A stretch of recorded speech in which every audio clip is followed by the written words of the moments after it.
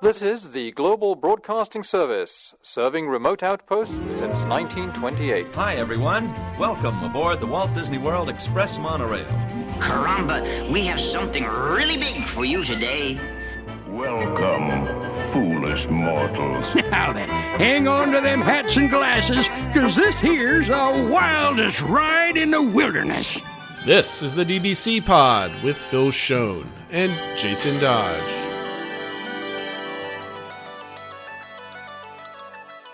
Hey everyone, welcome to this week's pod. This is our 3-year anniversary show, Phil. And I know we say periodically, but I can't believe we're here.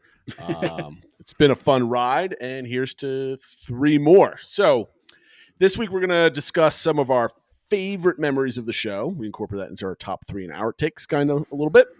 I put together a little bit of research and kind of went over the evolution of the show, where it started and where it is today. A lot of old segments that I kind of laughed at. I kind of forgot that we actually had done some of these things, which is really cool. But first, as always, we have to talk about what's going on in our Disney World, and we're recording this on a Monday night, and we just finished watching the first public viewing of Happily Ever After. Yep. And I figured it's a good place to put our hot takes on it. Phil, what do you think? First impressions. My first impressions is really glad to have it back. I was typing that apparently someone was cutting onions in my house.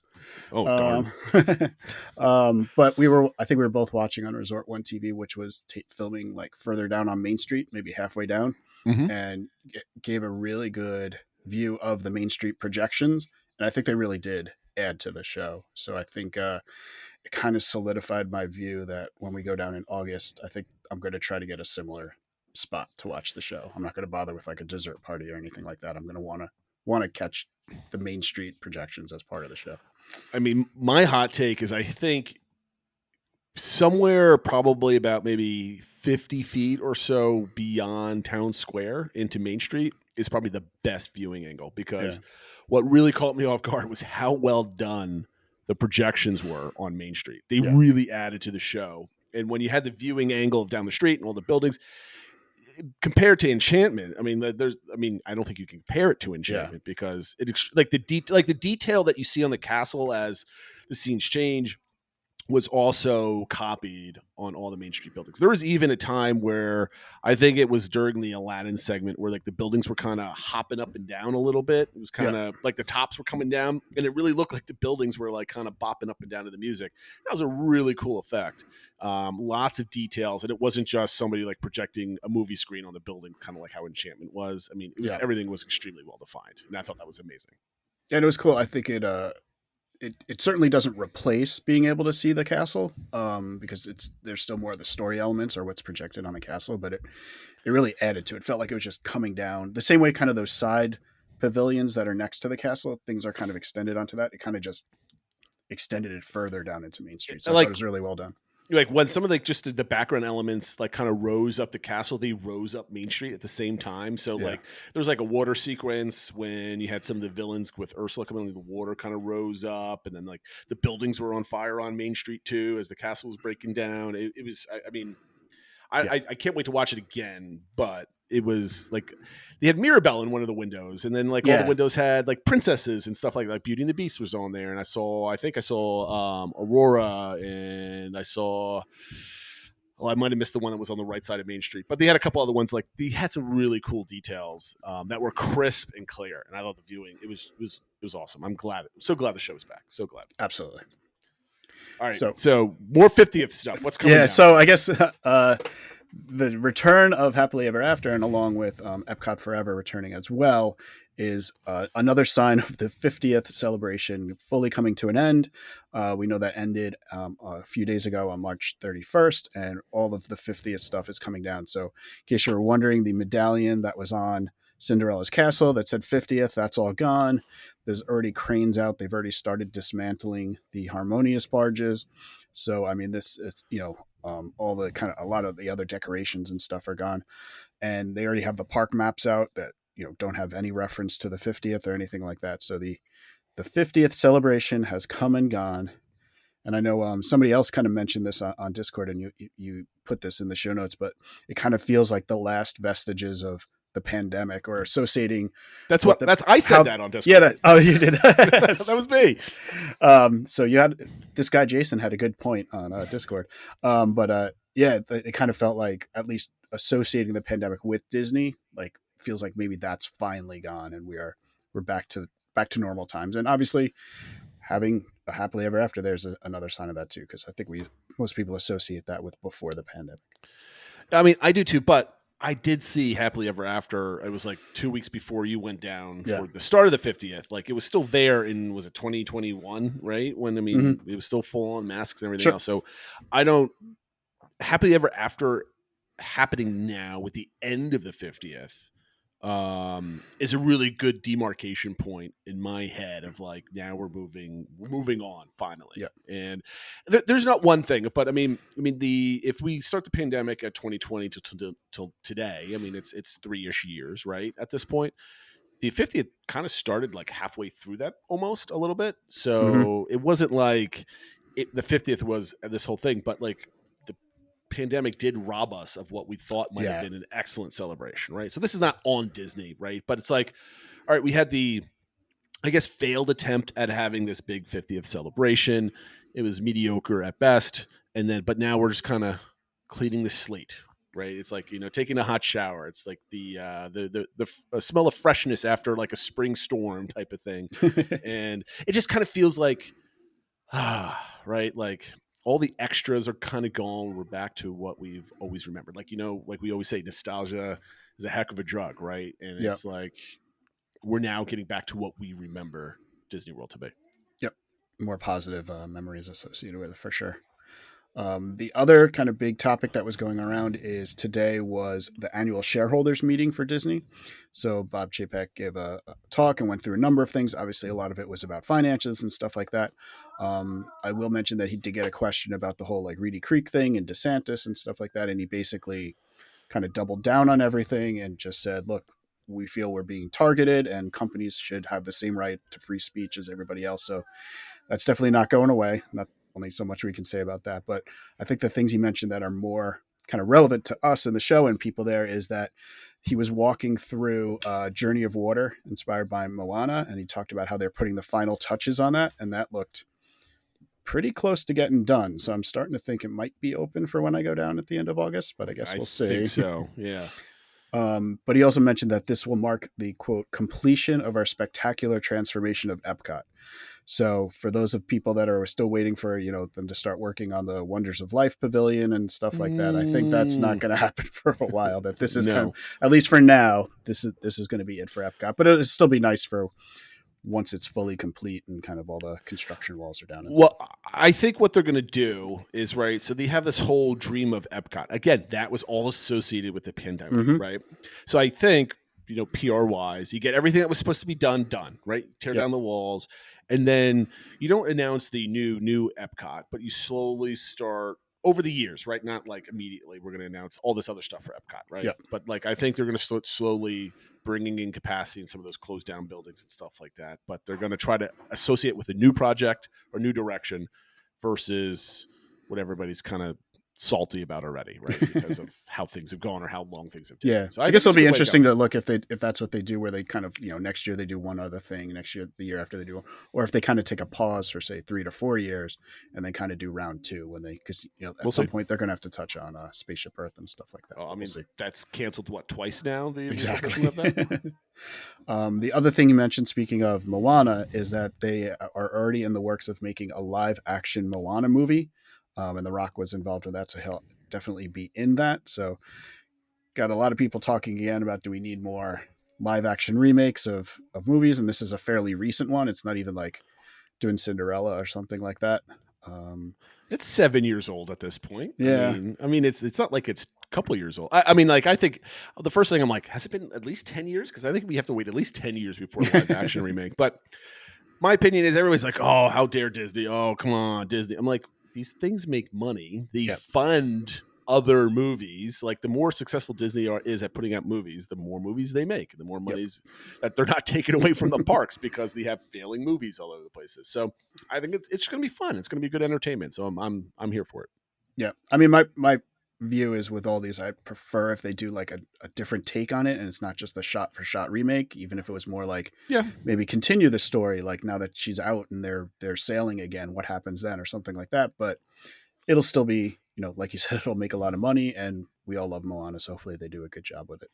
I just hope that, because it's one of my favorite soundtracks, as I said many times on the show, that they do some really cool new renditions of the songs from it. Like, I'm assuming they're not going to bring back maybe the same singers, because some of the movies have had the same singers, and some of the movies have had like newer singers or different takes on it, like the Aladdin soundtrack. Yeah. So we'll see. I'm looking forward to it. And kind of the last big thing was Bob Iger said the company, and this was talking about Florida and why Walt Disney World still loves Florida, the state, and stuff like that. And they said they will invest $17 billion and create 13,000 jobs at Walt Disney World over the next 10 years. That's nuts. Now, he didn't get into details of that. I'm sure it costs a lot of money just to operate it. So maybe that's included in the $17 billion, but I can't imagine he would say that. And on the heels of like when not too long ago, Josh D'Amaro talked about how we have plenty of money to do new things and stuff like that.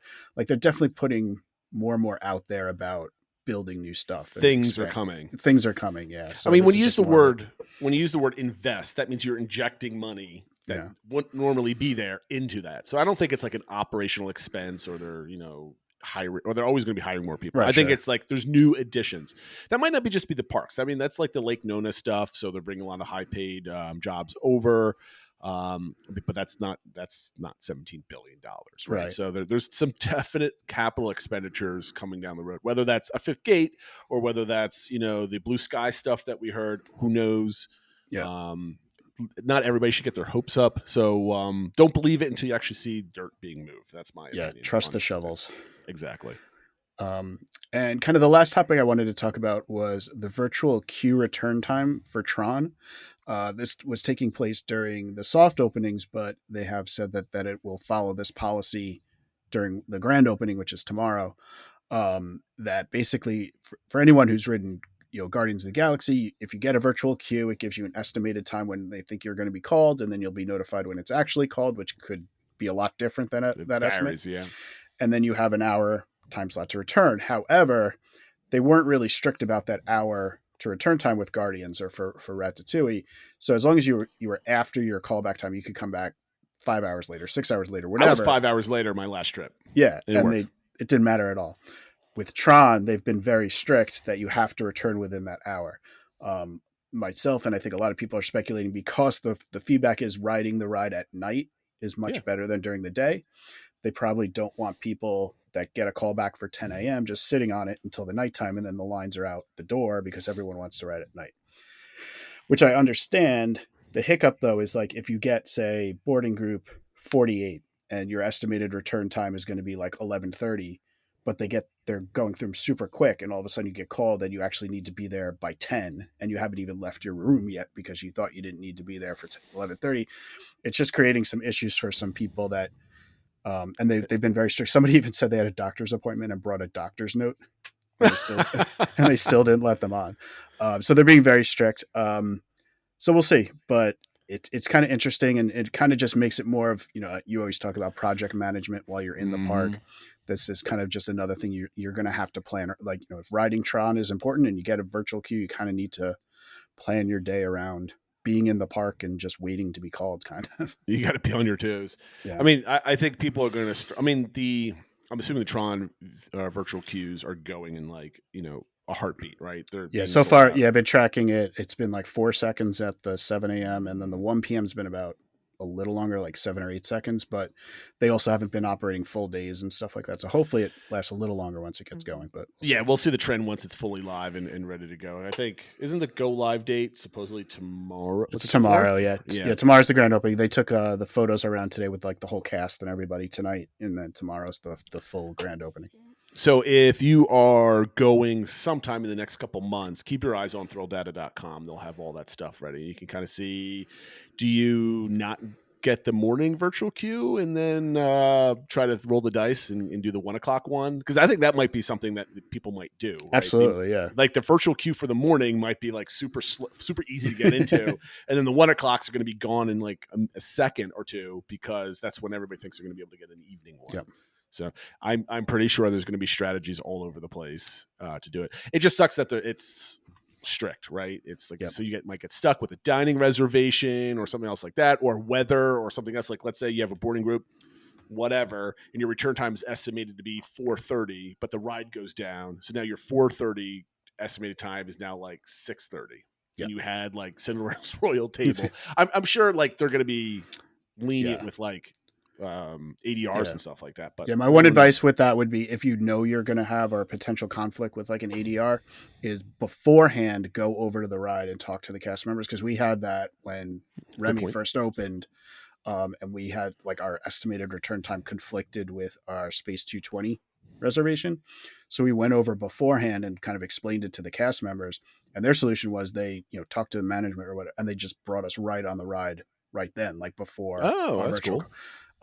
So I'm not saying that's going to be what they do to you if you go over, but if you go over ahead of time, they can probably work something out, versus if you go afterwards and say, oh, well, I had an ADR, they might not be able to kind of do anything. It's going to vary by cast member. It's going to vary depending on how crazy and crowded the ride is. So don't expect anything, but go in early and just say, what can I expect? How can I make this easy on everybody? And cast members usually will help you with something at that point. And the last thing I'll say is it probably increases the value of the individual lightning lane if you're thinking about buying that anyway, because you can pick your return time. So it'd be interesting to see how quickly those for the evening slot go. They're gone. Everyone's going to pick those right away. So they're gone. Way to do it. Yeah. Don't try. I mean, try, but don't get upset. That'll do it for the news items. I think that turns it over to you for going through the stats for the TBC podcast. Yeah, so, again, we started this March of 2020. I think I reached out to you February of 2020 to do a podcast, right? Even before we got like really deep into thinking that the world was going to turn topsy-turvy. And I actually, before we get into that, I actually found the old direct messages I sent you on Disboards back in the day. If you scroll all the way down, there's a link up top, Phil, if you haven't looked at it. I wrote like a 5,000 word like essay to you, like, this is who I am, this is what I want to do, blah blah blah blah blah. And then we went back and forth. I'm like, yeah, let's do it. Great. And here we are 3 years later. So I thought that was really cool. So I'm going to keep those pictures in there for posterity. They're not really interesting to read out loud. However, our stats. So just on the podcast stats, this is our 174th published episode. That also includes a lot of like the Mando episodes that we did back in the day, and I think we did some. Did we do Boba Fett as well, and some Marvel stuff? We did some like Loki and stuff like that. Right, Loki. Doing. So yeah, we did a lot of that type of stuff. But this is officially episode 150. What are we? 52. Yep. Of the weekly show. Yep. Yeah. So we've got like 20 bonus episodes out there. So 174 episodes, just shy of 30,000 downloads. So thank you all the way out there for using your bandwidth on us, almost 30,000 times. And then I think out of all those shows, we've only skipped 1 week. And that was like a couple months ago because of our scheduling. And then we met for the first time in December of 22. It only took almost 3 years to finally meet, but that's the pandemic. And then me moving to Maryland. I think if I didn't move to Maryland almost 2.5 years ago, we probably would have met up sooner once the pandemic started to reside a little bit. But then some personal stats in that time. I've gone to Walt Disney World for a 4-day trip in 2021 offsite. I've done an adult-only trip for 5 days where I stayed at CBR, and I did a week-long trip with my family. Obviously, everybody remembers that from December of 2022. And I've also canceled 3 trips to Walt Disney World. So if you go back, you can hear me harping on that over and over and over again, going through the trials and tribulations of what I'm pretty sure a lot of people also went through that time. So what about you, Phil? I think you've got a couple extra ones on me. Yeah, so we had one canceled trip. We were thinking about doing something in 2020, kind of before things got really bad. And, and especially I know at that time, Florida was struggling with it. So we kind of had an off-property thing booked. We're like, let's just go down and do something, but we decided to cancel that. We've had 4 actual trips. So we were there for October 1st, 2021 for the 50th. And then only a month or so later, I went down for my solo trip for Destination D23. In February of 2022, we did like a non-Disney trip staying off property, but that's when, my family did Run Disney and we did other things, but it was a non-parks trip, I guess I should say. And then in December of 2022, same time Jason was there, that was our Christmas trip. So that time we stayed at Animal Kingdom Lodge. For our 50th trip, we stayed at Caribbean Beach. Yeah, very good. So that's what we've been over the last 3 years, and then I kind of want to get into like the evolution of this podcast, right? Yeah. So, I don't know how much we want to go into, but originally what we wanted to do, because we were avid visitors of the Diz boards. Phil and I were, constantly reading and posting in the news thread, basically what we do in Discord all day now. And people would post news and all this other stuff. So if you're not in Discord, we have a news channel where like all the different message boards and websites, we get a feed and we kind of comment on things as things pop into stuff like that. And that's what we did on this thread. But instead of I have bots doing it now. Yeah. There's actually a posters doing that online. And then one day I reached out, hey, why don't we do a podcast? Because I love creating content.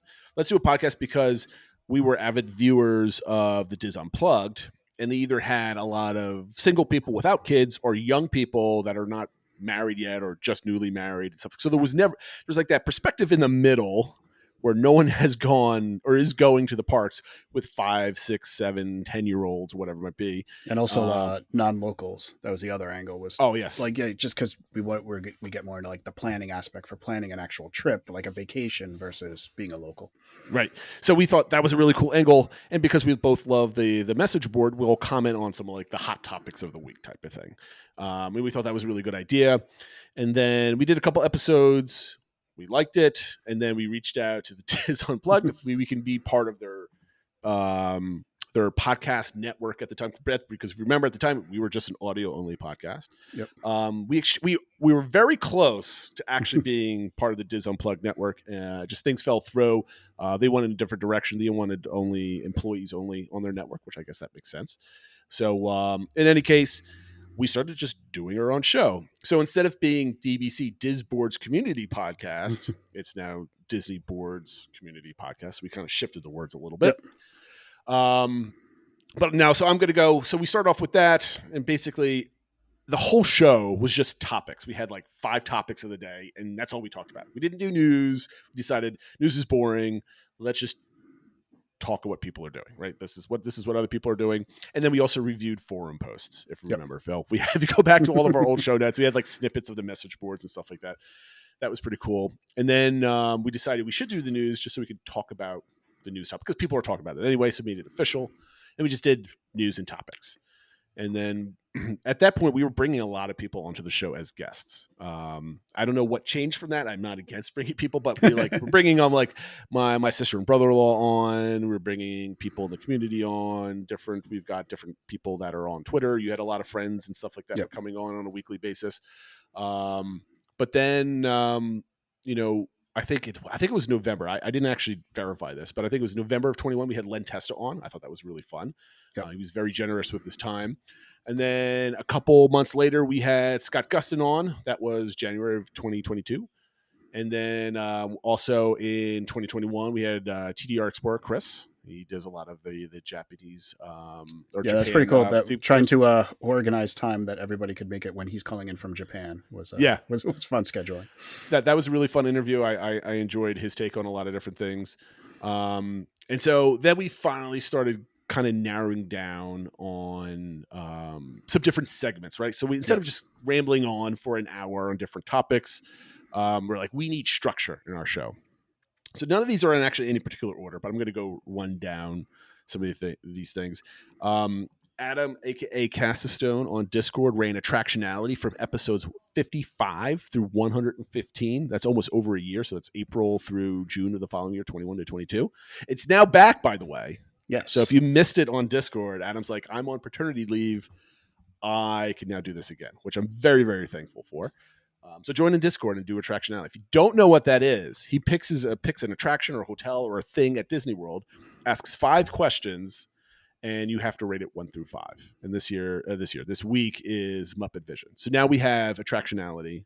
We have the DBC engagement.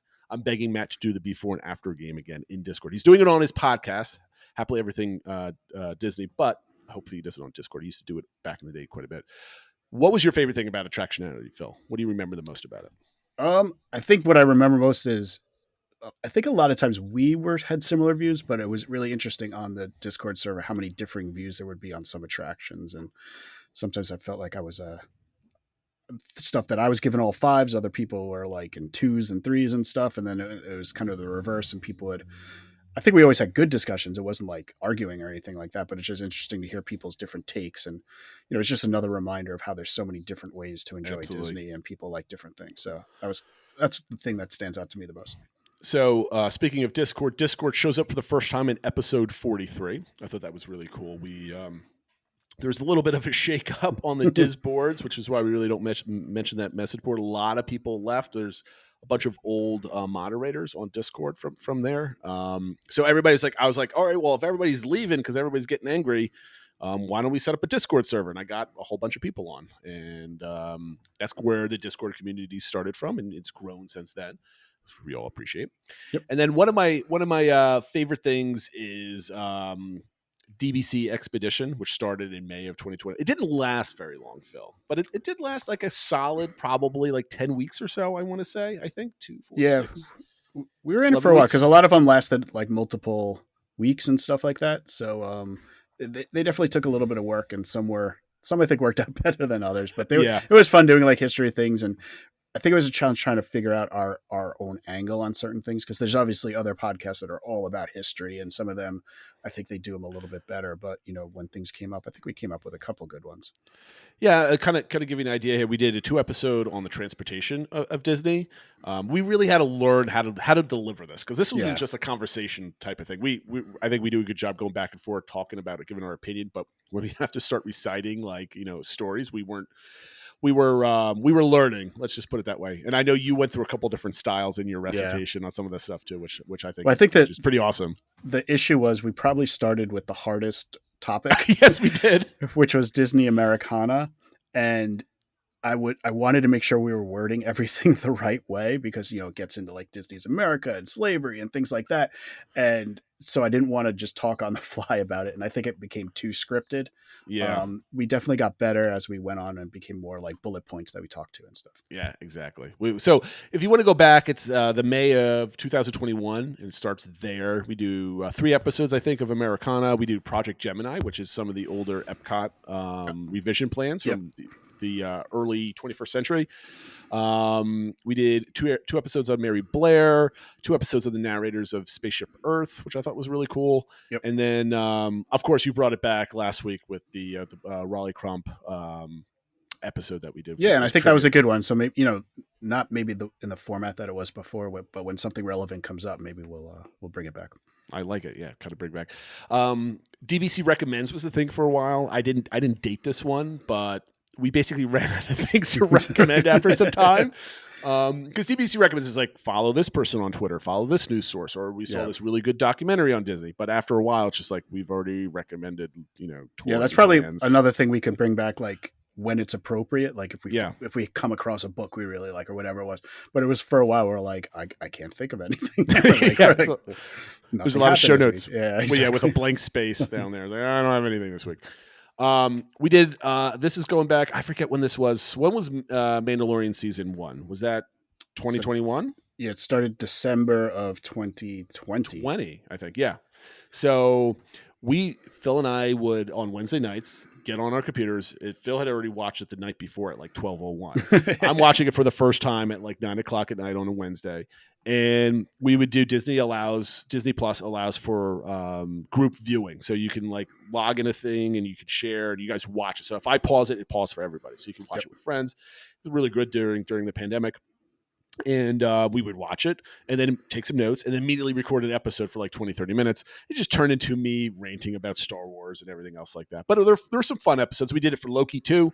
And then after a certain point, we're like, do you want to do it for like Mando season 2? Do you want to do it for them? We're like, I don't have enough time to sit down and record more and more episodes in the middle of the week. We gotta get on with our family lives, stuff like that. But go back there if you want to have some hot takes on some of those shows, which are really cool.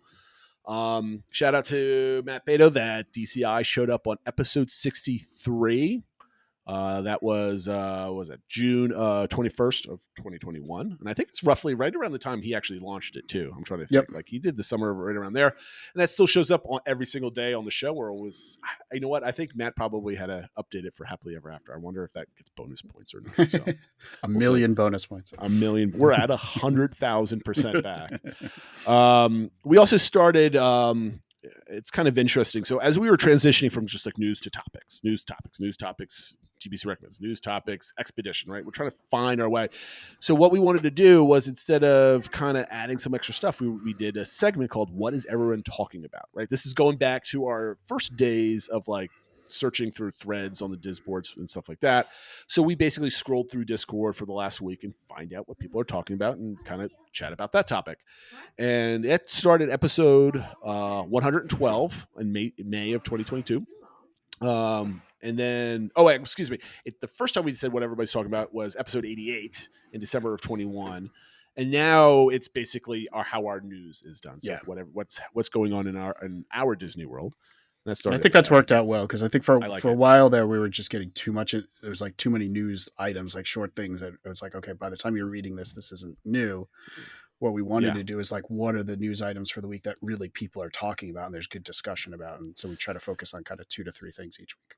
Yeah, I mean, we got to the point, if you go back, our news segments were like 30 it was like 2 pages long. It's crazy. Yeah, it's like everything. It was like, hey, we're not CNN or whatever. We also had let me count them, for 15 episodes in January of 22 through May. We had Disney Positivity Story of the Week.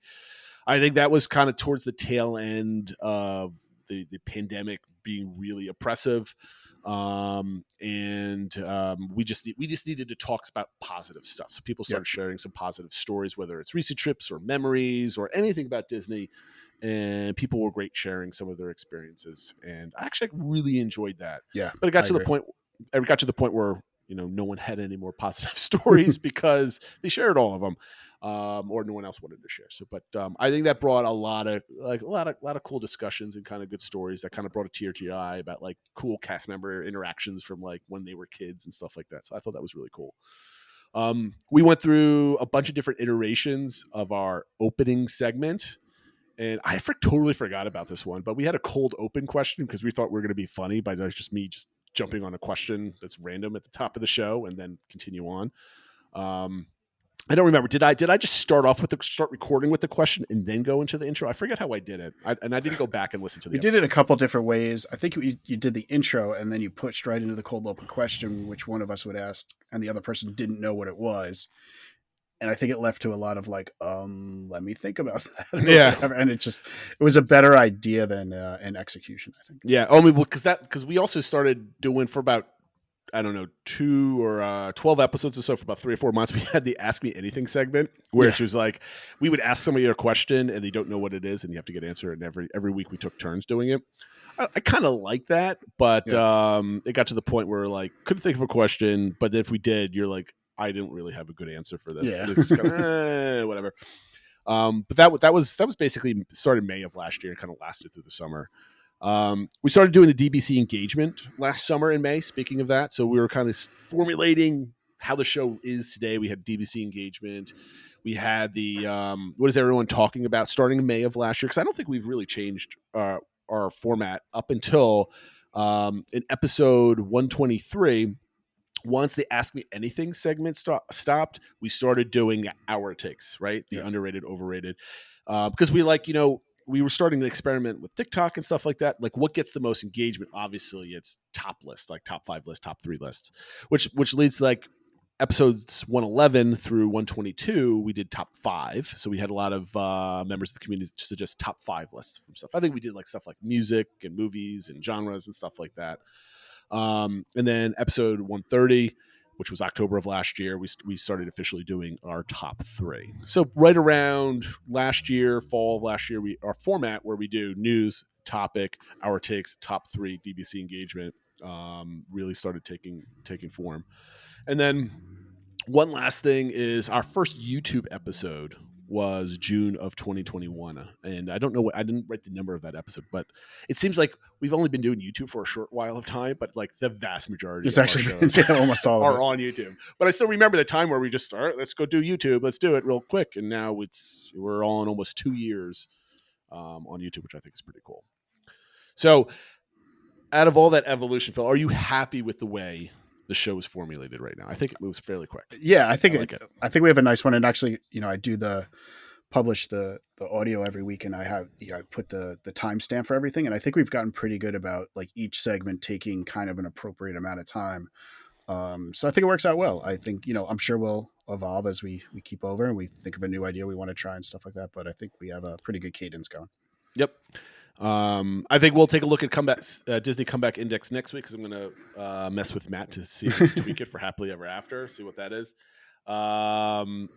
And I think that's it. I think that was basically the evolution of the show. And what I learned was we sometimes got bored with something and then we moved on and found something better. But I think right now, we could always come up with something to have underrated, overrated, or a top 3 of something.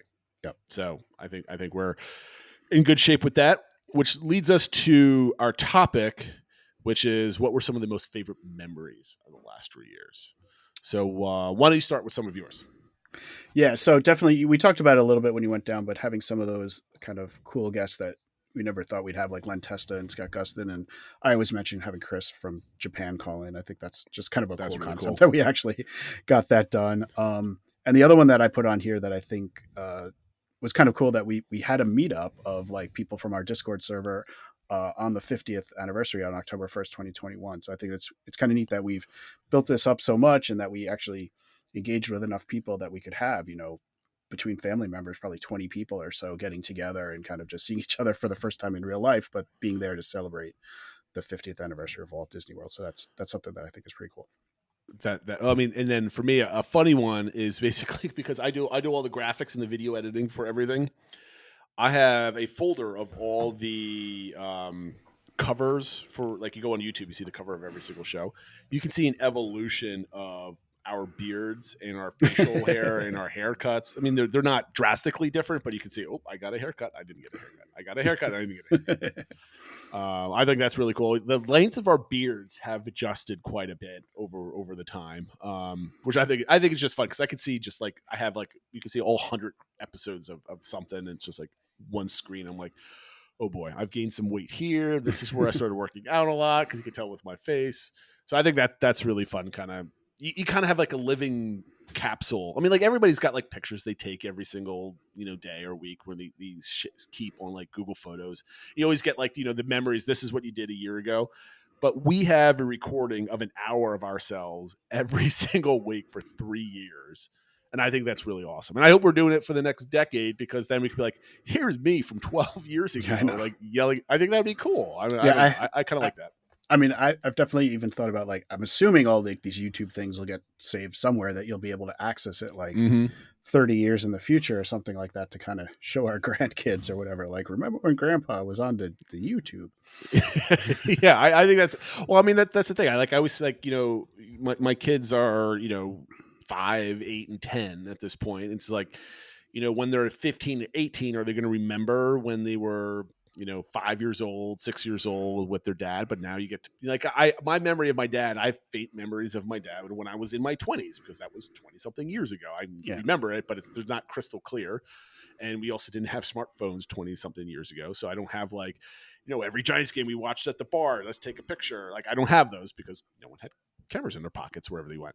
But my kids will go back and be able to watch our old episodes, or we could watch them together, that type of thing. I think that's really cool. It's kind of a nice memory maker.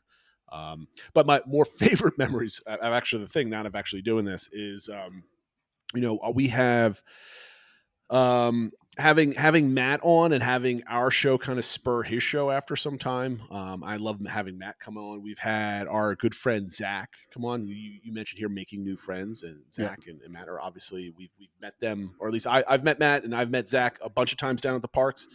Having people that work at the parks being part of our community kind of really lends some nice, unique kind of like flavor to, it's just not all people that go down like once or twice a year. There's people that are working there and that are impacted by the day-to-day news that we kind of just read about. So it's really awesome having that connection with the people that actually make the magic happen, which is really cool. Absolutely. But they would also, Julie would also yell at me right now that no, it's you, Jason, that makes the magic. It's not us. But no, it's always the cast members, in my opinion. So, any other memories that kind of stand out? I mean, we talked about a lot of them already, but any other unique ones, Phil? You talked about it with the expeditions. I think it was fun to do kind of the history things and walk through that and do some research and stuff like that. It's kind of, we have our jobs obviously, but like getting to do a break from that to research some Disney topics, I think is great. Fun. Yeah, I think those are fun. Just the engagement. You talk about the YouTube stuff. I thought it was funny the other day when T.L. Madden said that he was listening to our podcast and we mentioned him, and he said to us, I was like, "Oh, they're talking about me." And he was like, YouTubers? And I was like, where normally it's like my kids were impressed that I knew YouTubers, and like now we're the YouTubers that other people know. So I thought that was kind of funny. But that is definitely funny. The only other thing, I know one ran out of my head. We'll talk about it a little bit later. I want to go to our top three because we just talked about all the different segments. Yep. I want you to go first and give me your top three segments, because we've had a lot of different types of segments of our show, and why you like them so much. Sure. Yeah, these are definitely, you had put yours in, and some of those I think might have been my answers, but the ones that came to mind, I really did enjoy when we were doing, whether it was the Star Wars or the Loki or whatever, the bonus episodes. I thought it was really fun that we'd watch the show together and then kind of break it down. And I usually had already done watch the breakdown videos, so I do all the Easter eggs and stuff like that. This is like your third time watching it. Yeah. And then I guess the bonus segments that we didn't record, when once we were done talking, we talked for like another 3 hours about Star Wars and stuff. So those are fun memories. We didn't talk about Star Wars for 3. I started moaning and complaining about continuity in the Star Wars universe for 3 hours, and Phil was just looking at me like, oh, can I go to bed now? It's 11 o'clock at night. The second thing I thought about, whether it was us talking about our trips or when we had guests on talking about their trips, I thought trip reports are always fun, and kind of talking strategy and like, well, why'd you do it this way? And, kind of thinking of game plans and just, again, talking about how people enjoy different things and what is their priorities and stuff like that. And, we're here because we like going to Disney. Big focus of the podcast is the planning aspect. So when you see kind of people put their plans into action, I think is always fun. I like, what, I'm a stickler for timing and framing a show, right? Like, what makes a good show for people that are driving or doing chores or whatever, however you're consuming this show. Like, so it doesn't seem like this person's just kind of, I don't want to say rambling on, but going on and on and on about different parts that are kind of what they're thinking about. But where it becomes boring to the reader because there's no structure to it. Mm-hmm. So I've over time, I have this frame in my head how to do a good trip report so other people can enjoy it.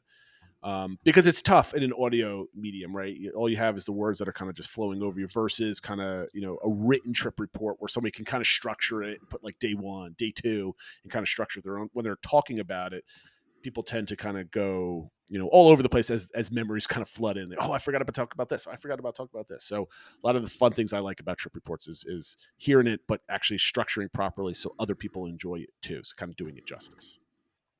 Absolutely. And then I couldn't quite decide. First, I was going to do like the top 3, top 5, because I think lists are always fun. But I actually decided to change it up and put, when we did our positivity episodes, or even I think not too long ago, we were like, there's been a lot of negativity. We're just going to focus on like positive things and stuff like that. I think that's always been nice to kind of bring that back. I know they've been a good, therapy session for me sometimes and stuff like that, where I'm kind of like a little down and negative. And then we kind of go, there's actually a lot of positive things going on. So let's focus on that. And so I've really enjoyed those and probably needed them a lot of the time. We're going to talk more about that in our underrated segment, so that there's a little hint of what's to come. Yeah. My top 3 is, the first one was the DBC expedition. I enjoyed the process of building those together, doing the research and putting them together. They're very hard to do that and do it in a well way. Like, I've never would ever compare myself to Jim Hill and his ability to do research and his knowledge and stuff like that. But that was the main inspiration, because Jim Hill does an awesome job with whatever story they're telling about whatever. Like being able to craft a good story around those things is incredibly difficult. So I had fun attempting to it. I think we did a pretty good job for amateurs, but I don't think we were ever anywhere close to professionals and professional storytelling. Yeah, we definitely did not quit our day jobs. No, we definitely did not. We definitely did not. But those are extremely fun. And I think we did a pretty good job for those things. The second one was the cold open question. I remember always coming up with something silly and goofy to kind of talk about. I just going back and just looking through some of our old show notes and like, did we really think this was good content? The answer is probably yes. Who cares about anybody else? And number 3 was Tractionality. It was one of my favorite segments of the show. It was one of those things that kind of anchored every single show, kind of like our top 3 and our takes do right now. Adams decided not to he had to take a break from doing it because it's a lot of work kind of putting that stuff together. And I kind of missed it. So that's kind of the inspiration for some of those other things. But I really loved how it brought the community together. It was kind of like a nice little, it fired off different conversations. And that's kind of like what we were all about, right? How do we get people talking about their favorite stuff? So I really like that. And I'm super appreciative of Cassius Stone on how he kind of put everything together. He does a really good job of formatting that amazingly well. Like, it's just not like, hey guys, what do you think? It's like, there's a format, right? Yeah. He's got that down. He does an awesome job with that. And okay, let's go right to our takes this week. And of course, the subject this week is our takes on having a podcast. What else would it be on the 3-year anniversary? So let's start with overrated, Phil. Mine is the thrill of running a community. People think like, oh, it's great. You run a community. That's awesome. It's like, not that it's a lot of work at all, but like, there's no, like, I get like an ego boost or I'm proud. I'm proud that people are coming together and being friends, but there's no like, I don't feel like what you said, like, oh, you're a YouTuber and all this other blah, blah. No, it's there's no, like, it's overrated having that being like the administrator of the Discord channel, right? Yeah, That's all completely overrated. I just like being part of the community. Running it is overrated. And luckily everybody is really nice to each other and everybody behaves for like the last 2 years, which is nice. So we haven't had to be administrators other than when people yell at me when the trip report the planning the month that they're planning their vacation's not a channel yet. They get yelled at. I have to make new ones. What is your overrated one, Phil? So I came up with coming up with topics. Yes. I think that's one of those things where you're like, oh, you get to drive it. You get to like decide on the content and everything like that. And some weeks it comes easy and it's great. And you know exactly what you want to talk about. Sometimes we're like, I don't have a topic. You got a topic. Like, it's just, it's more, feels a little like homework at times. So that's, I think, can be a little overrated. Yeah. I mean, it's tough. Thinking like there's some weeks where there's just like nothing really going on. There's so many times like, how would you plan a 2-day trip? How would you plan a 1-week trip? How would you, like we've done these things so many times in different planning aspects that it is tough. So I definitely can see how you consider that overrated. I think it's overrated too. It's just like sometimes it's a lot of work to come up with one good thing. So free properly rated is the community and the friendships, right? I think people think this is an amazing thing. It is an amazing thing because it's properly rated as amazing. It's really cool to see the same people every single day chatting, sharing their experiences, sharing their trip reports, meeting new people that come into Discord. So please, if you're not in Discord or you haven't joined yet, please join.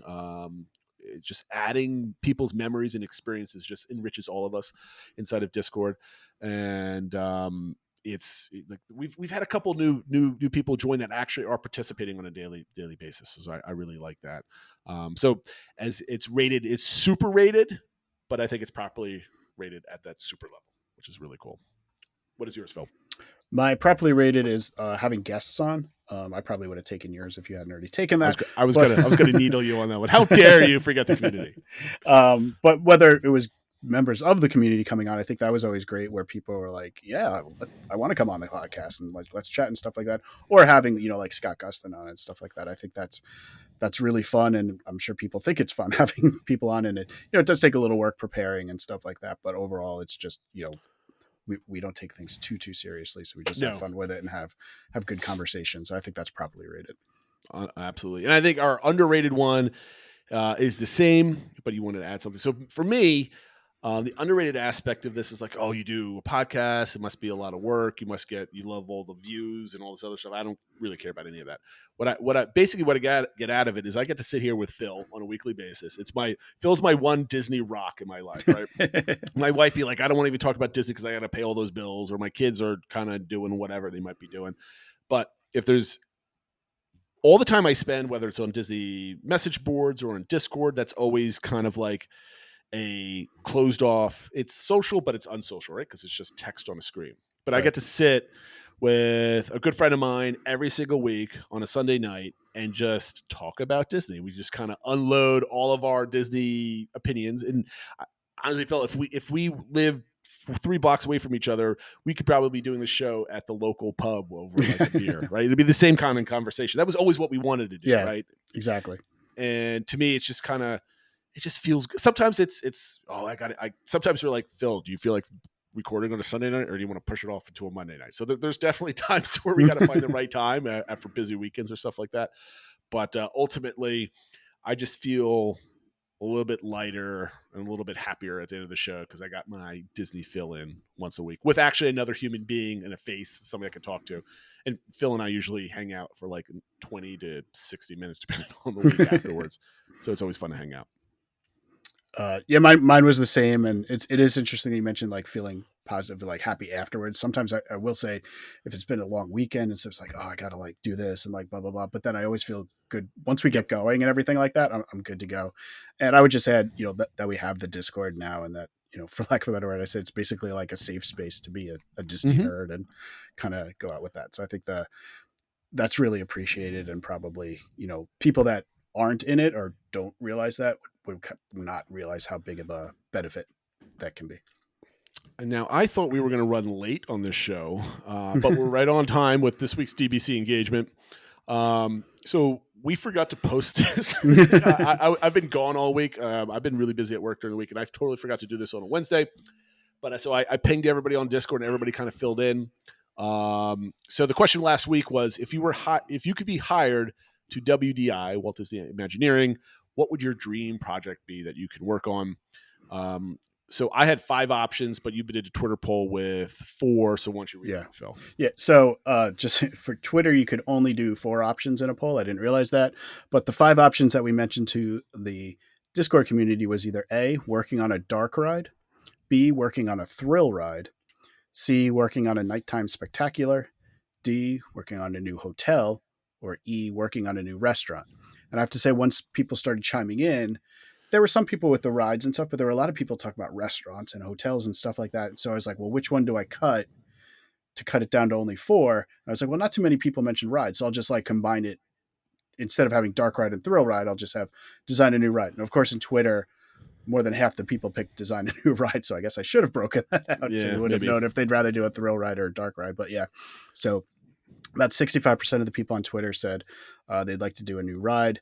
And then the other, it was kind of distant, second, third, and fourth with the others, new hotel, then restaurant, then nighttime spectacular, which I'm a little surprised that's only, that came in last. I thought a lot of people. There's a lot of pressure to design. Yeah, that's true. Spectacular, right? So I don't know if that's my first job at WIO. I would be like, I want to be in charge of redoing Happily Ever After, and then everybody not like it. So well, after it comes out, I would say don't go on. Don't read the forums on WDW Magic. That's for sure. Phil, do you want to go over what the community was saying, or do you want to go into ours? I'll go. I have the community up here, and I mentioned like some of the things there. So Miss Gina 5 talked about that she would want to work on a hotel, or possibly a thrill ride, but anything that's like really theming, and she really wanted to come up with the theming for a hotel. Stitch in Minnesota said the same thing. Like really, all the hotel theming kind of is something they're motivated about and would want to go into that element. Doxy said working on a new restaurant, thinking about different IP that you could choose to make a restaurant based off of. Ryan W. did pick either a hotel or a dark ride because they're kind of unique at Disney. And that's a good point. There's a lot of theme parks and amusement parks out there. Some definitely have better thrill rides than Disney and stuff like that, but Disney's kind of known for their dark rides and known for the theming of their hotels. So I can kind of understand why you're saying that. Mm-hmm. Matt Pato did pick the nighttime show. He's kind of been pushing this around all over on the internet and stuff like that. His ideas for like how to do an Epcot show with projecting on the World Showcase pavilions and stuff like that. So that definitely was front of his mind, I'm sure. T.L. Madden talked about doing a dark ride because they're his favorite type of attraction at Disney, especially some of the older ones. Well, speaking of T.L. Madden, he's coming on the show next week, is he not? Yes, he just came back from a trip and he was like, yeah, I could start a trip report on the Discord and I can go through like my Genie Plus strategies and I was like, all the things he's going to talk about. I was like, well, that's what we should talk about on the podcast.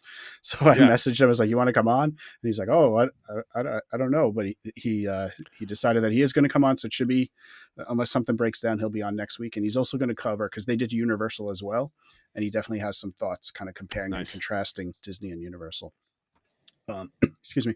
Last couple, Brett 3-Day said building a thrill ride. He specifically said based on the movie Secretariat, which I thought was kind of interesting. All right. I guess the idea of launching out of the starting gates is kind of fun. Mama of 6 wanted to do a dark ride. And then Lumpy said his dream project would be working on a thrill ride.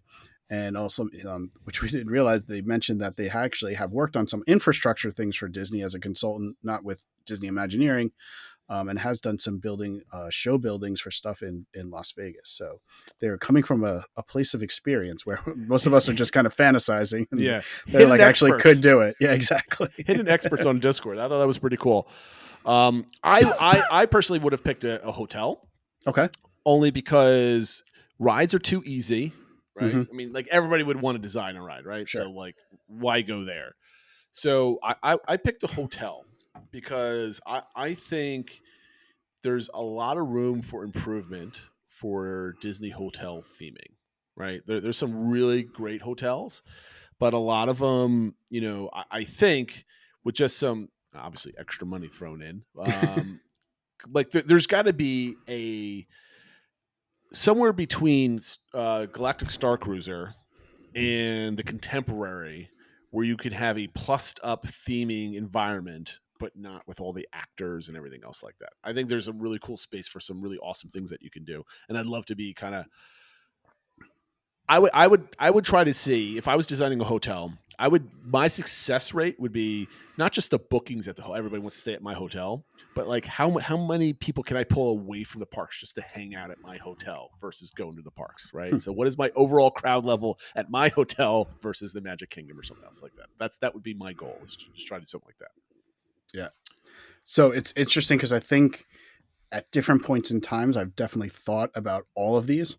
Like, yes, of course. Like armchair imagining art. I know I definitely had one for a new restaurant that would be, I would put it at the America Pavilion in Epcot, and it would have been a craft beer bar, and it would have hosted beer pairing dinners and things like that, and been all about American beer and stuff like that. I think if I had to pick one, for some reason right now, the one that comes to mind, and maybe it's because the same thing with Matt Pato, but is a Nighttime Spectacular.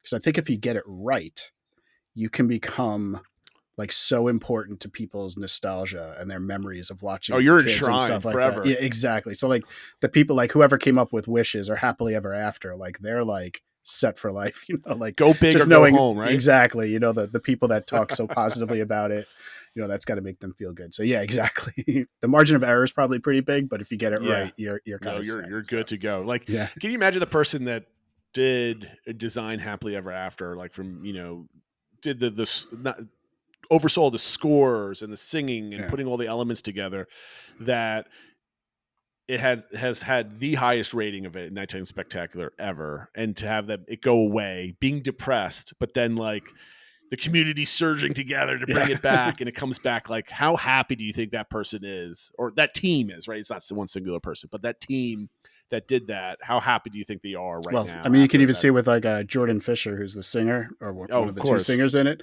I mean, he's constantly posting about it. He was at Magic Kingdom today in like a sparkly jacket in the VIP section watching it return. Like, I mean, that's how much that obviously means to him. So that's got to be really exciting. I mean, he's done everything on Broadway and stuff like that, and he's probably most known for being in Happily Ever After. Well, I mean, that's almost all he talks about. Yeah, exactly. That gets pushed all over Twitter, which is really good. So, if you haven't had time, because we did this one kind of late, if you haven't had time, please chime in on Discord or go search our Twitter for the poll and kind of chime in with your idea. Next week or this week, we will be talking about for our next DBC engagement topic is for the 100th anniversary celebration. How would you like Walt Disney World to celebrate? So this is going to have a twist, right? We just took all the 50th stuff down. How much 100th stuff goes up, right? So I definitely have an opinion on this, and I'm not going to get into now because we're right about to hit our 1 hour mark. But I want to say I have a hot take, but I don't think it's a hot take. I think it's like everybody's take. So I don't think I'm alone So on it's this. a very cold take. Yeah, it's a cold take. So when that goes up on Wednesday, kind of tell us what you envision a 100th the Walt Disney World Company, the Walt Disney Company's 100th anniversary. What you think they should be remembered for at the parks? And Phil, did we have anything else we want to add? Happy 3-year anniversary to you, sir.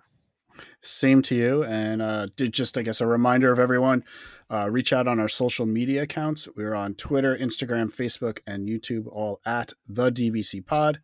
As Jason mentioned, the Discord server, please join that. And if you're ever having trouble with a link, reach out on social media. I know somebody did that recently.